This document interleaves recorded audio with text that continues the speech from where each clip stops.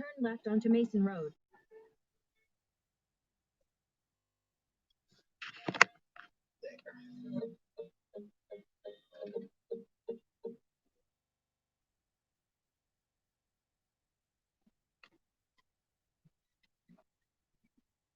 Good Lord.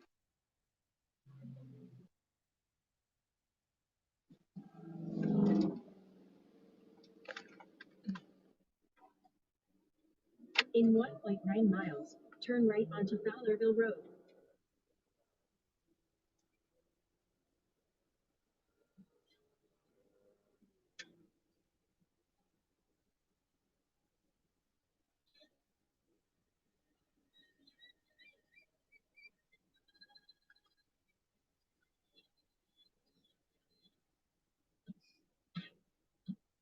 You know what? I'm gonna listen to my fucking Audible. I hadn't listened to Audible since I've been gone. I'll wait.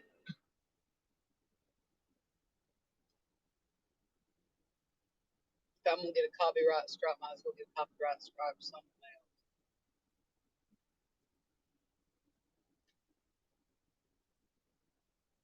else. From. I'm a parent now. Sure. That's kind of how things happen. Well, the key is you're the parent. You're not their friend. Yeah. That's a tough line to cross for many, right? I mean, they kind of want to be both, especially as the kids get older, because you see them pulling away, wanting to do things with other people, and you want to stay close. So you kind of loosen your parenting and try to become more of a friend, but you gotta be careful. You do. It's a very fine line because at the end of the day, you want to keep your kids safe and you want them to stay on the right path. Absolutely, you do. So we're talking about Erin Michelle Caffey. She was born on July 27th, 1991, just after I had graduated high school. She was born to Terry and Penny Caffey, and this was really what you would consider, Gibbs, an all-American family. We're in Alba, Texas. Turn right onto Fowlerville Road. American, grounded family. These were parents that loved their kids. They worked hard. They wanted to raise their children in a home that was full of love. It was also full of religion because they were very religious. So I want to emphasize that because in a lot of stories that we tell, the person that we're talking about comes from. In 3.4 miles, turn left to merge onto I-96 West toward Lansing. A broken home, a home where they were abused, or, all of these different things we talk about. This is not going to be one of these upbringings. This was a family that worked hard, sent their kids to school, loved their children. We're not talking about bad parents here at all. No, they're doing the right thing. So you have Terry and Penny Caffey. You have 16-year-old Erin, a younger 13-year-old brother, Matthew, and then the youngest is 8-year-old Tyler. And Terry Caffey worked delivering medical equipment, so he was in the home health care industry, but that wasn't his dream. That was his job to make ends meet, to provide for his family, but his dream was really to become a minister.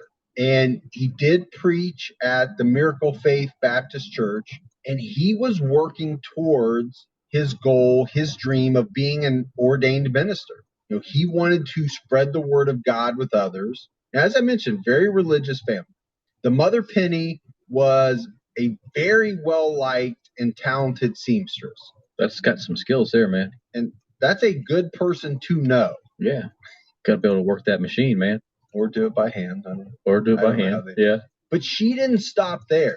Penny also worked as a driver for a charity that delivered meals to the elderly and disabled. That's pretty impressive, too.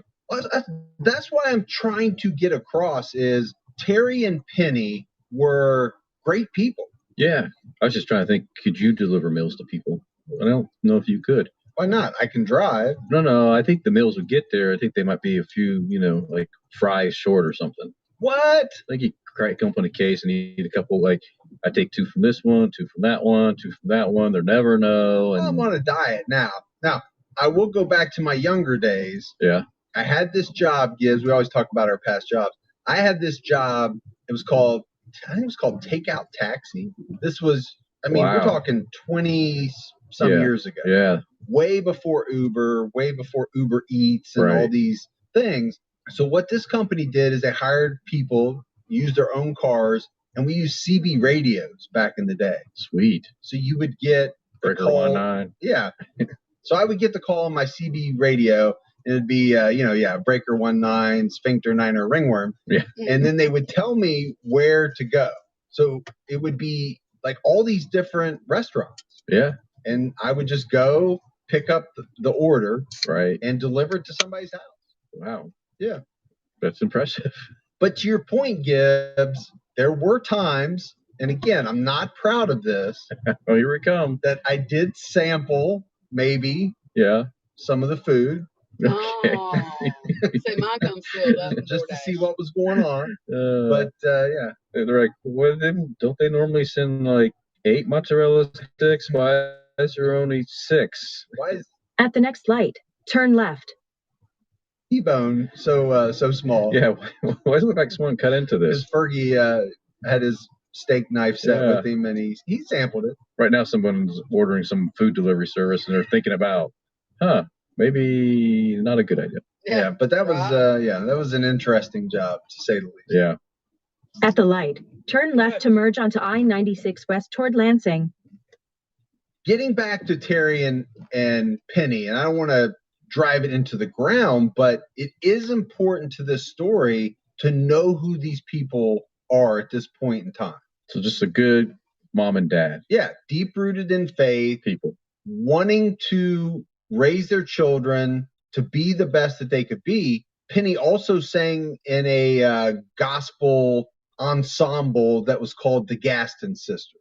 Really? And she was the pianist at church. This is not. So this way, I don't know where she found time to do all this stuff. Yeah, man, she's busy. Very busy woman. She loved to cook, and she would cook a lot of food so that she would have extra to share with the folks that attended church if they were going through hard times or whatever. Jesus, wow. The whole family was pretty musical. Matthew and Tyler were very musical as well. Yeah. Matthew played the harmonica and the bass guitar, and Tyler played some instruments. Aaron would sing solos in church. She also sang with her mother. It was said that she had a very, very good singing voice.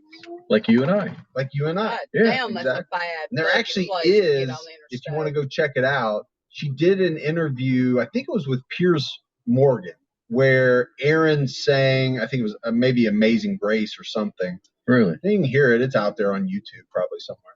Okay. Aaron was described as cute, petite, but also someone who loved attention. At this point in her life, she's very naive. For 30 miles, continue straight. And she had an innocence about her that went along with that naivete. And most 16-year-olds do. A lot of them do. I don't know how much do today. I worry about how many 16-year-olds still have that innocence and that kind of childlike quality in today's environment. I think you'd be surprised. But as you can imagine, Terry and Penny were pretty protective, probably overprotective, because they cared about their family.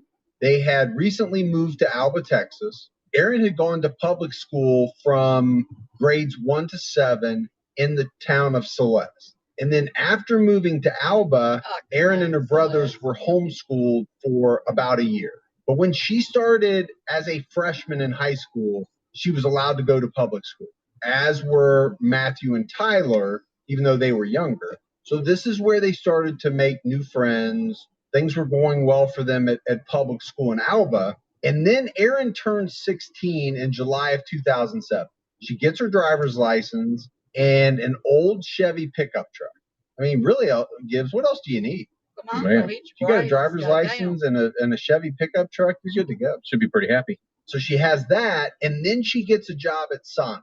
And these were really big steps for Erin Caffey. Like I said, overprotective parents. She had been probably sheltered for most of her life. She was really, for the first time, seeing a lot of things outside of her church and family, because up until this point, that had been most of her life, right?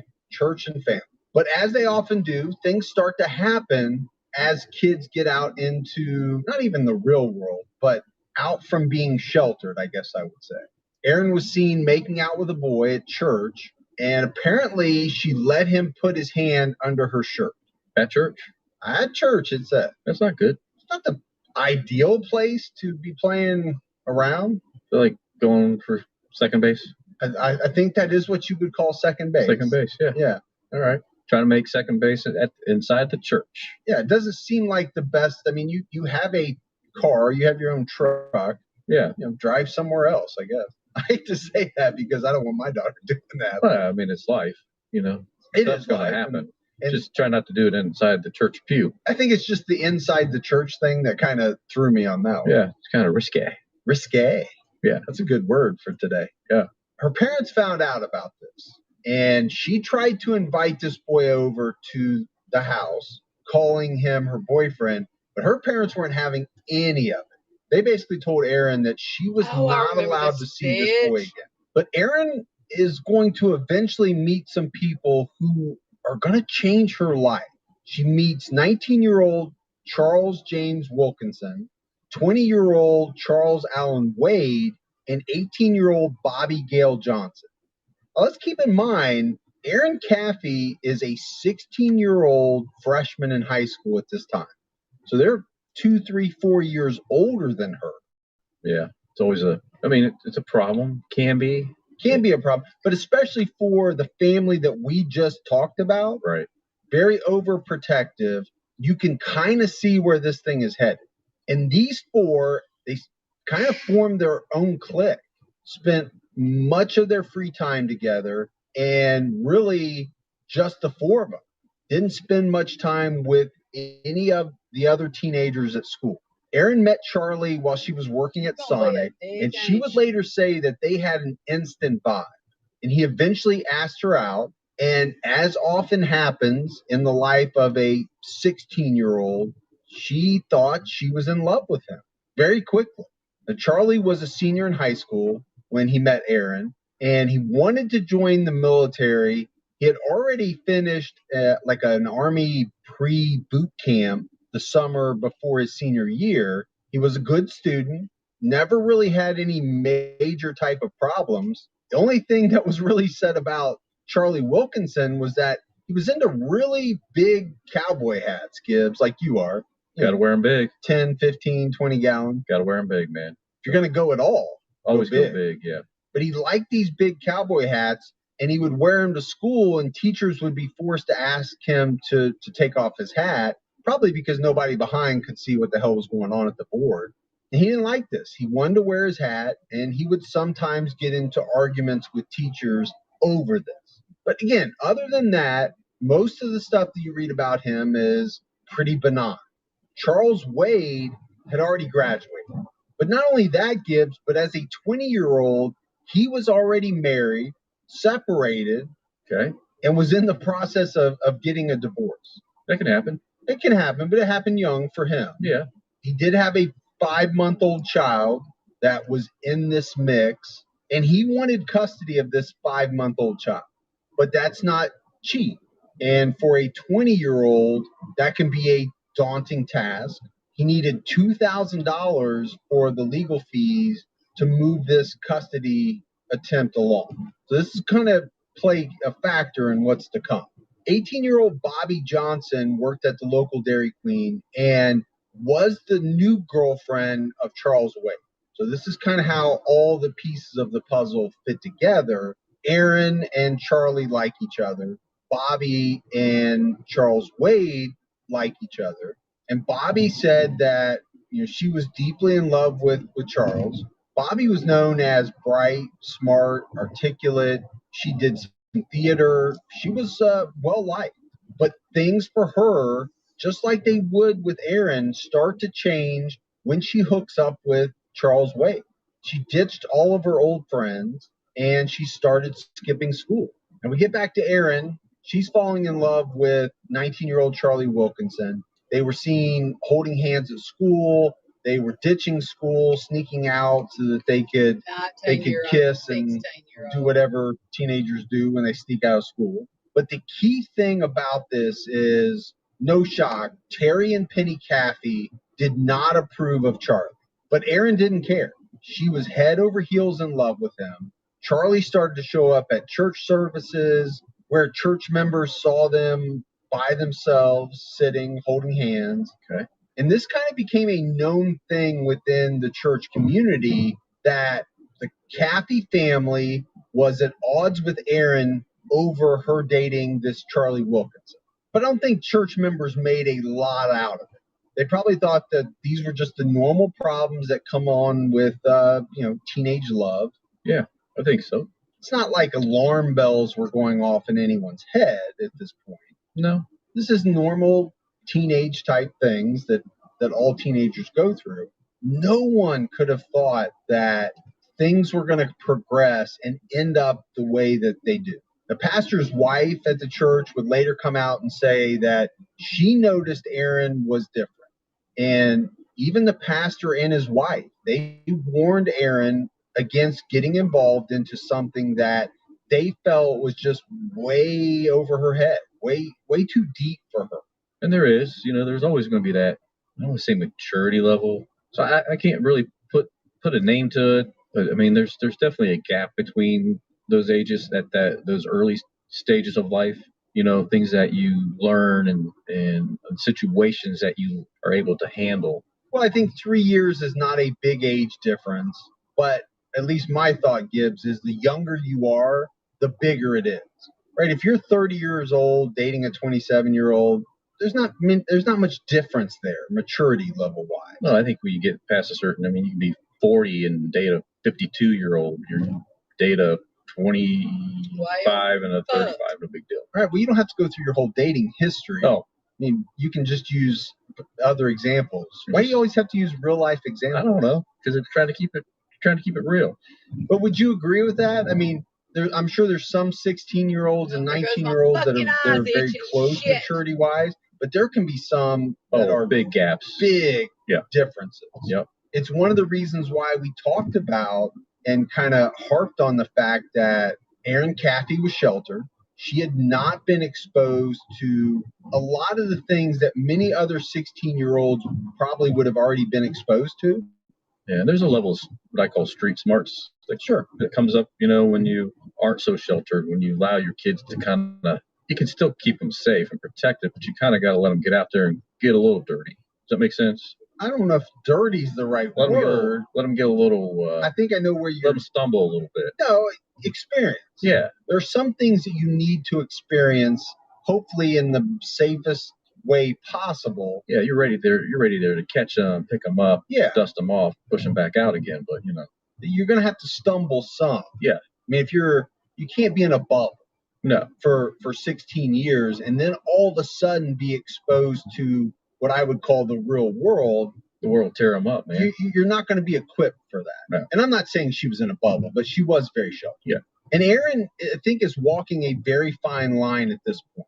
She wants her parents to be happy, but she is also deeply in love with Charlie from the standpoint that a 16-year-old can be deeply in love. But she did give them some pause when she started talking about, how possessive Charlie was. Also, the fact that he apparently liked to drink quite a bit. So that's not going to make her parents feel any better about this relationship that she has with Charlie in any way. No, you got underage drinking But you go back to being 16 years old and being in love and thinking that, okay, this is the person I'm going to be with forever. Well, how often does that really happen?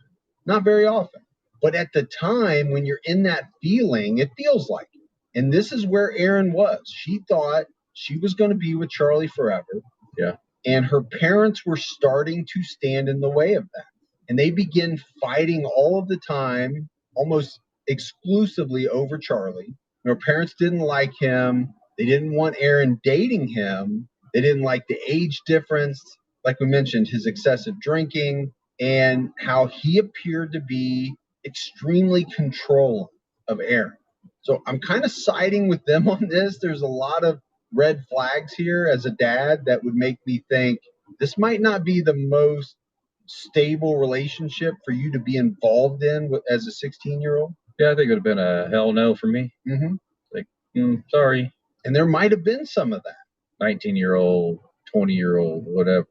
At that age, your thoughts are about basically one thing. So, what is that one thing, Gibbs? They're out there for that booty call, man. That's what you say today. That's what they're out there for. No, I get you. And if you think they're not, you're missing something there. Yeah. Because most 18, 19-year-old boys are not thinking about marriage. No. That's not what they're into at that point in time. I'm not saying that none of them are respectful, but I'm telling you, there's a good amount out there that they're just thinking about hooking up, and that's it. They might come off really great, but sometimes that's just part of the game. Yeah, we know you're speaking from experience. I'm saying that's just part of the game to get in. 19-year-old Gibby for the hookup, going over, flattering the mom. Yeah. How you doing, Mrs. Smith? Ingratiating himself. Hello, Mrs. Brock. How are you today? Again, are you giving out real names from your girlfriends? Or just is your daughter home? Take her to a movie. I'll have her back by 10. Terry Caffey would say that he had reservations from the very beginning. He was quoted as saying there were just things about Charlie that didn't sit right with him. And I think we named some of those things. Yeah. Now, on February 21st, 2008, Terry Caffey went to visit his father, Clarence, who everyone called Sonny. And when Terry got to Sonny's house, he found his father dead of natural causes. Yeah. He had just died. It happens. So you have to think about this emotional state that Terry's in. He's extremely worried about his daughter and what she has going with this relationship with Charlie. And his father has just passed away. Sure. And he's on an emotional roller coaster. Yeah, it'd be extremely turbulent emotionally for him at this point. Yeah, absolutely. It was after the funeral of his father, the Caffeys found out some more disturbing information about Charlie Wilkerson through his MySpace page. And I don't even remember MySpace. You were huge on it. No, I didn't have a MySpace page. You did. I totally did. I really don't even remember how That it was worked. rude, motherfucker. This is like Facebook. Pretty sure it was. Mm-hmm. MySpace was 100% cooler than positive. Facebook. It was geared, So much give yourself better away. than I think it was geared Facebook. towards more like the music world, though. Was it? Yeah, I think so. I don't think you know what the hell you're talking about. I think MySpace. I do remember like Justin Timberlake bought it or something at its low point After it kind of fizzled. Yeah, he was trying to like revive it or something. Maybe that's when it became about music. Yeah, I think it was before then. I think People a lot tell of us. We like it when people tell us. there's somebody out there probably still has a MySpace. I think it did try to make a comeback. I don't know if it's still around or not. Facebook will be going out soon. You think? No, No, there's always something new coming up though. There is. I don't know what it's going to be. We did Gibby book. Gibby book. Yeah, Gibby book. 3 subscribers. So they sit down Aaron after learning some this disturbing information, and they're talking to her and they're saying, again, you're not going down the right path. And it's at this point that they kind of lay down the law and they say, we don't want you to see Charlie anymore.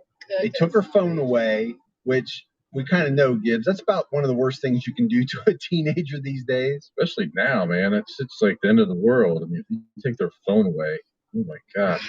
Yeah, it causes huge fights in the Ferguson household. I mean, even an adult loses their phone, they freak out.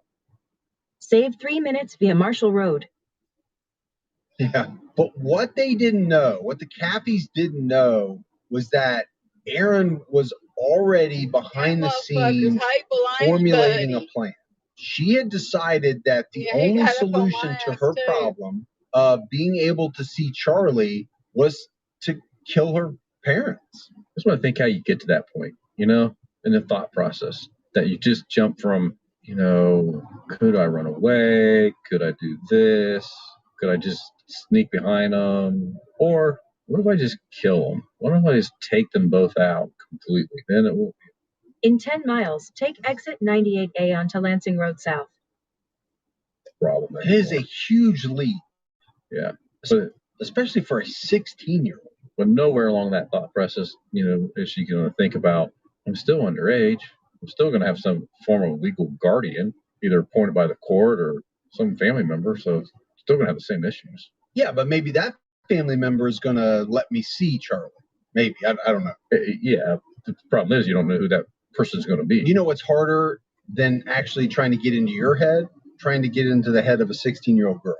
Yeah, that'd be more difficult than my head. I try it all the time, and you can't. It makes my life a living hell. The good part and the funny part for me is when I come over here and both me and your 16-year-old are sitting at the table, we actually relate really easy. Yeah, you guys are into the same things. Fast food, junk food.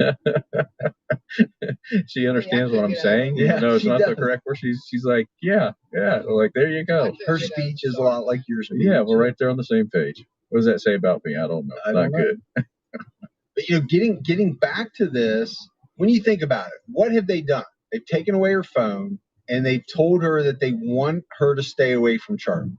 So things that she loves. And now she's thinking they have to die. It's a different spin on the old Romeo and Juliet.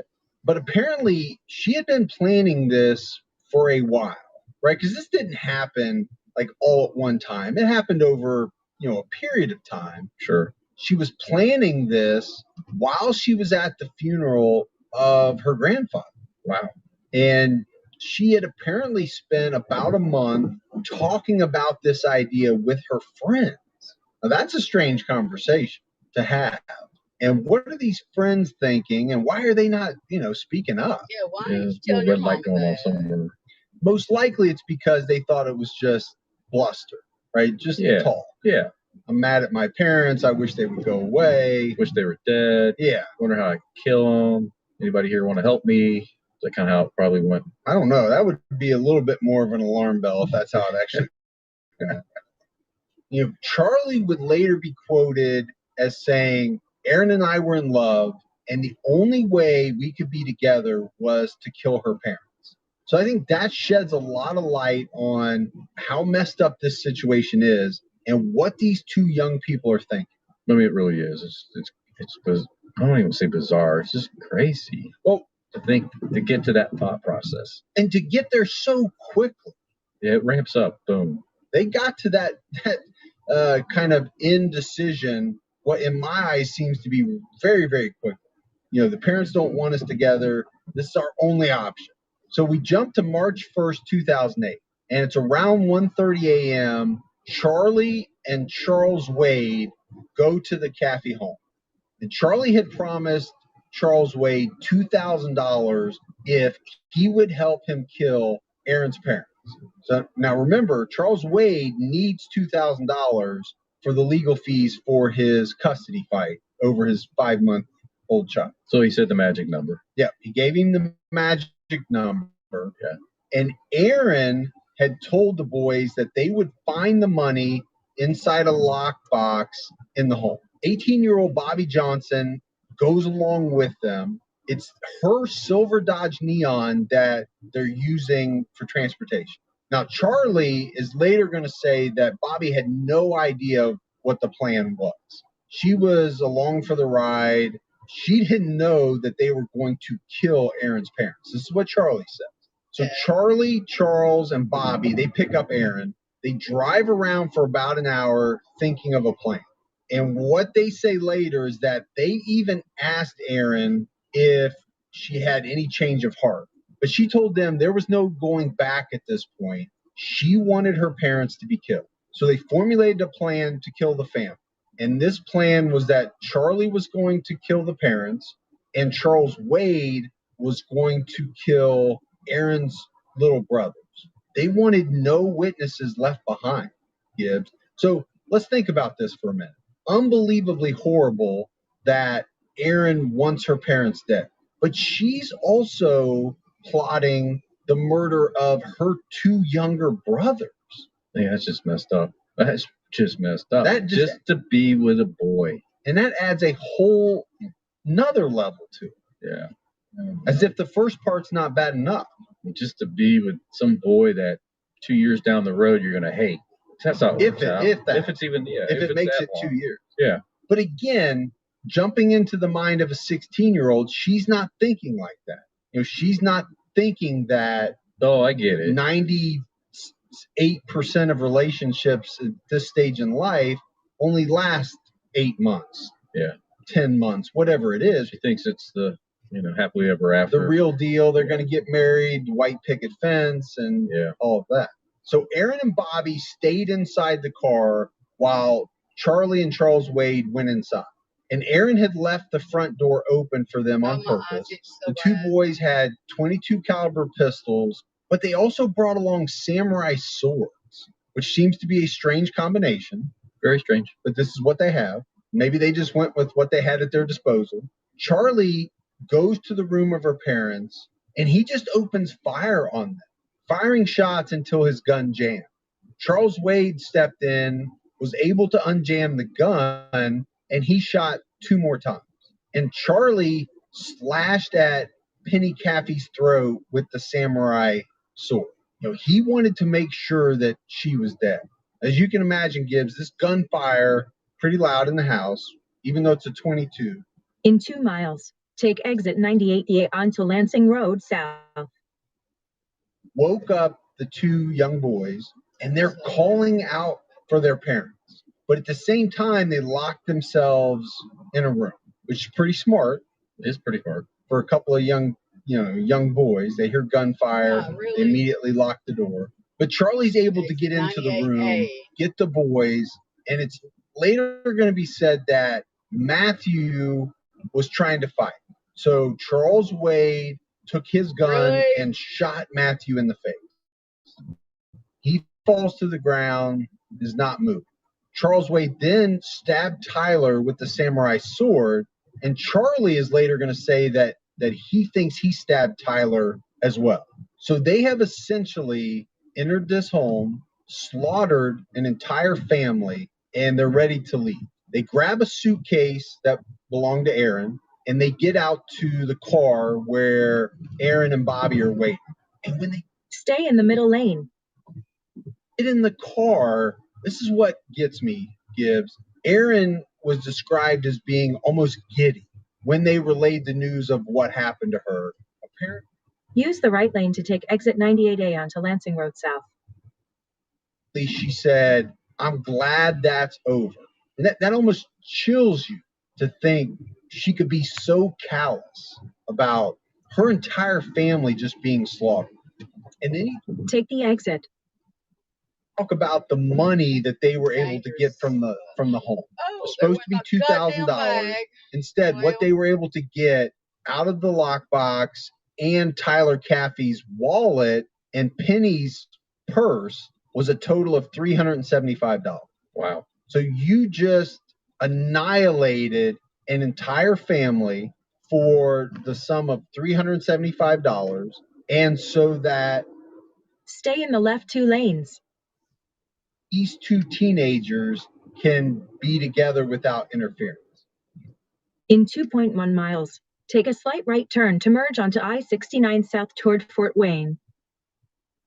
Boil it down, Gibbs. That's the whole kit and caboodle. It is. That's everything. And Charles Wade couldn't have been happy because he was promised $2,000. He's nowhere close to that, right, at $375. Now, before they leave, they set the house on fire with lighters, and it starts to burn. So the teens are driving around, and Charles Wade drops Aaron and Charlie off at his trailer, and it would later come out that Aaron and Charlie had sex that night right after her family was killed.